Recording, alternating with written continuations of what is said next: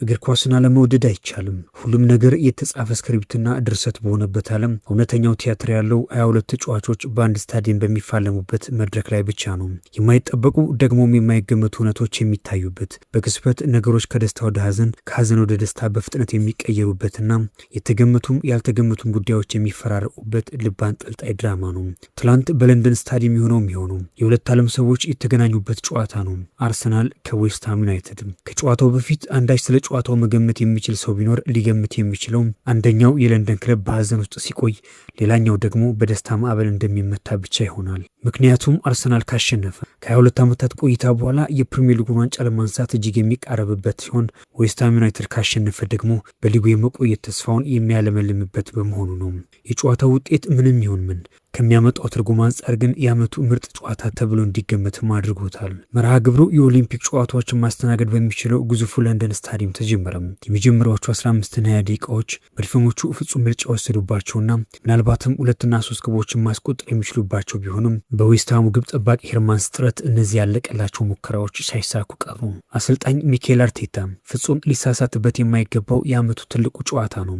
ምክንያቱም ሊጉ ሊጠናቀቅ የሁለት ጨዋታዎች ዕድሜ ብቻ በቀሩበት በዚህ ሰዓት የሚሰራ የትኛው መስጠት እጅግ ዋጋ የሚያስከፍልና አንገቱ ስር ለሚተነፍሰው ማንቸስተር ሲቲ እጅ እንደ መስጠት ይቆጠራል። አሁን ያለው የአርሰናል ትውልድ ታሪክ የመስራትም ታሪክ የማበላሸትም እድሉ ያለው በእጁ ላይ ነው።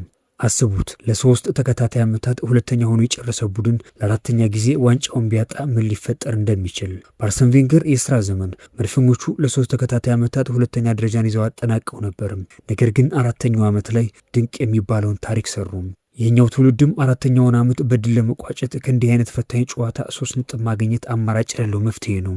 የመጀመሪያው 45 ደቂቃ ግን ግብ ሳይቆጠርበት 0-0 ተጠናቀቀም።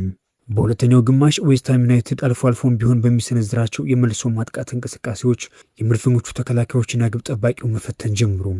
በእንዲህ አይነት ሁኔታ ውስጥ ጨዋታው እስከ 80ኛው ደቂቃ ድረስ ግብ ሳይቆጠርበት ቀጠለ። ሚኬል አርቴታ ባለው የተቀያሪ አማራጭ እንደ ማርቲን ኦዴጋርድ፣ ኖኒ ማዱኬና ክርስቲያን ሞስኬራ አይነት ተጫዋቾችን በማስገባት 83ኛው ደቂቃ ላይ መድፈኞቹ በሊያንድሮ ትሮሳርድ ግብ ቀዳሚ ሆኑ። ተጓዦቹ የመድፉ ደጋፊዎች በደስታ ሲቃ ነቡ። ሜዳ ውስጥ የነበሩት የአርሰናል ከዋክብት የሚይዙትን የሚጨብጡትን አጡ። ሚኬል አርቴታ ለመሮጥ የቆመበት የቴክኒካል ኤሪያ አልበቃውም። በተቃራኒው የዌስትሃም ዩናይትድ ደጋፊዎችና ተጫዋቾች አንገታቸውን ደፉ። ስታዲየሙም በዝምታና በፍርሃት ተዋጠም። ትሮሳርድ በዌስትሃም ላይ ያስቆጠራት ግብ አርሰናልን ከከባድ ዋንጫ ተስፋ መጥፋት የታደገችና ቡድኑ ከተከታዩ ማንቸስተር ሲቲ ጋር ያለውን የነጥብ ልዩነት ወደ 5 እንዲያሰፋ ምክንያትም ሆነች።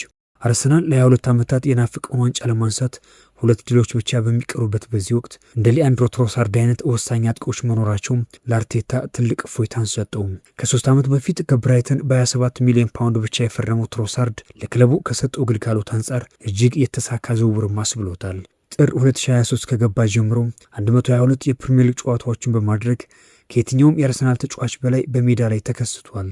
የ31 ዓመቱ ቤልጂማዊ የመስመር ተጫዋች ከአርሰናል ጋር ያለው ውል ሊጠናቀቅ 12 ወራቶች ብቻ ቢቀሩም አሁንም በአርቴታ ስብስብ ውስጥ ታማኝ አገልጋይ ሆኖ ቀጥሏል። ከተቀያሪ ወንበር ተነስቶም ይሁን በቋሚነት ተሰልፎ ጨዋታዎችን የመቀየር ልዩ ብቃት እንዳለው በተደጋጋሚ ያሳይ። ትሮሳርድ ለአርሰናል ምርጡ ተቀያሪ የሚለውን አልፎም ዛሬ ላይ ቡድኑ እጅግ በተቸገረበትና በተጨነቀበት ሰዓት ቀዳሚው መፍትሄ ሆኖ መጥቷል።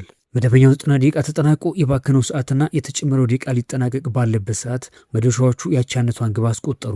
ነገሮች በፍጥነት ተቀየሩ። የ22 ዓመታት ዕዳ የተሸከሙት የመድፎ ከዋክብት በድንጋጤ ወደቁ። የዌስትሃም ደጋፊዎች ደግሞ የክለባቸውን መትረፍ እያሰቡ ግዙፉን የለንደን ስታዲየም በደስታ ቀለጡት። ነገር ግን ግቡ የተቆጠረበት ሂደት ዴቪድ ራያ ላይ ጥፋት ተሰርቶ ስለነበር 4 ደቂቃ በወሰደው በምስል የታገዘ ዳኝነት ቫር ግምገማ ግቡ ተሻረ። በለንደን ስታዲየም የተሰበሰቡ በሺዎች የሚቆጠሩ ደጋፊዎች ግብ ነው ወይም አይደለም በሚል ስሜት ውስጥ ተወጥረዋል። ዌስትሃሞች የመኖርና ያለመኖር፣ አርሰናሎች ደግሞ የ22 ዓመታት የዋንጫ ጥማታቸውን ለማርካት በጉጉት ውሳኔ ሲጠባበቁ ነበር። በመጨረሻም ዳኛው ክሪስ ካቫና የቫር ምልክት አሳይተው ግቡ እንዳልጸደቀና እንደተሻረ ይፋ አደረጉ። አሁን ለደቂቃዎችም ቢሆን ወደ ዌስትሃም አምርቶ የነበረው ደስታም በፍጥነት ወደ አርሰናል ተመለሰ። ጨዋታውም ተጠናቀቀ። ስፔናዊ ግብ ጠባቂ ዴቪድ ራያ በውድድር ዓመቱ ለ18ኛ ጊዜ መረቡን ሳያስደፍር በጨዋታው ኮከብ ሆኖ ማመሽ የማቲያስ ፈርናንዴዝን ያለቀ ኳስ ሲያድን ለተቆጠረችው ግብ መሻር ምክንያት ሲሆን፣ ሲያሻው ኳሱን መስርቶ ቡድኑን ሲያግዝ፣ ሲፈልገው ደግሞ ሙሉ በሙሉ ያለቀላቸውን ኳሶች ሲያድን ባመሸው ግብ ጠባቂ ምክንያት አርሰናል ሙሉ 3 ነጥብ ይዞ ከሜዳ ወጣ። ዴቪድ ራያ ለሶስተኛ ተከታታይ ዓመታት የወርቅ ጓንት አሸናፊ በመሆን ታሪክ መስራቱን ሲያረጋግጥ በቀሪ 2 ጨዋታዎች መረቡን ሳያስደፍር ከወጣ በ20 ጨዋታዎች ግብ ሳይቆጠርበት በማጠናቀቅ ከቼክ በመቀጠል በብዙ ጨዋታዎች መረቡን ያላስደፈረ ኮከብም ይሆናል። የሰሜን ለንደኑ ክለብ በገንዘብ የማይታመነውን 3 ነጥብ አሳክቶ ወደ ኤሚሬትስ ተመለሰ። ውጤቱ የዋንጫ ጉዟቸውን ለማጠናከር ለሚታትሩት አርሰናል ብቻ አልነበረም፣ ለጎረቤታቸውም ቶትንሃም ሆትስፐር ተረፈ።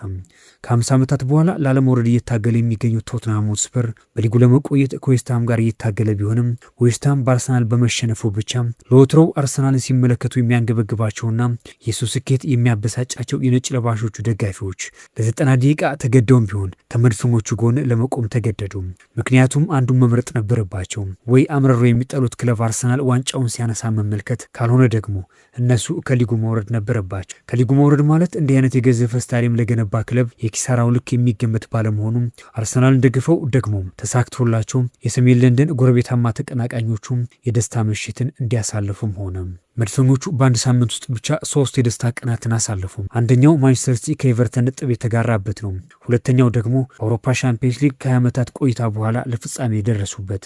ትላንት ምሽት ደግሞ እጅግ ፈታኝ ከሆነው የለንደን ደርቢ እጅግ ውድ የሆነውን 3 ነጥብ ማግኘታቸው ነው። የ22 ዓመታት የዋንጫ ረሃብን ለመወጣት የዋንጫውን አንድ ጆሮ መያዛቸውን ማረጋገጡ። ዓመቱን ሙሉ አይደለም ሲያሸንፉና ነጥብ ሲጥሉ ይቅርና በጠባብ ውጤት ሲያሸንፉ እንኳን ከትችት የማያመጡት መድፈኞቹ የሚተቿቸውንና የሚዘልፏቸውን ሁሉ አፋቸው እያስያዙ የክብር አክሊሉን ለመጎናጸፍ ዳር ደርሰዋል። በተለይ እንደ ፖል ስኮልስ እና ፓትሪክ ኤቭራ አይነት የቀድሞ የማንቸስተር ዩናይትድ ተጫዋቾች እንዲሁም መገናኛ ብዙሃን ሳይቀሩ ቢተቿቸውም ውሾቹ ጮኻሉ፣ ግመሎቹ ግን ይጓዛሉ እንዲሉ አርሰናልም ተቺዎቹ ነገ ቆመው እንዲያጨበጭቡለት በሚያደርግ አስደናቂ ጉዞ 22 ዓመታት የፈጀውን ተራራ ወጥቶ ለማጠናቀቅ የቀሩት 2 ጨዋታዎች ብቻ ሆነዋል። አርሰናል አሁን ከማንቸስተር ሲቲ በ5 ነጥብ ርቆ ቆሟል። ምንም እንኳን ሲቲ አንድ ተስተካካይ ጨዋታ ቢኖረውም መድፈኞቹ በቀሪ 2 ጨዋታዎች ከበርንሌና ክሪስታል ፓላስ ጋር የሚያደርጉት ፍልሚያ ለዋንጫው ይበልጥ የሚያቀርባቸውም ይሆናል። አርሰናል ከ20 ዓመት በኋላ ለአውሮፓ ሻምፒየንስ ሊግ ፍጻሜ መድረሱና ለፕሪሚየር ሊግ ዋንጫ መቃረቡ የዘንድሮውን የውድድር ዘመን በክለቡ የ139 ዓመታት ታሪክ ውስጥ ታላቁ ያደርገዋል ሲል የቀድሞው የመድፈኞቹ ኮከብ ቴሪ ዳንኤል ኦነሪ ተናግሯል። የአርቴታ ስብስብ ሁሉንም ዋንጫዎች ካሳካ ደግሞ የማይረሳ ሲል በታሪክ መዝገብ እንደሚጻፍለት ቴሪ ዳንኤል ኦነሪ ሀሳቡን አጋርቷል።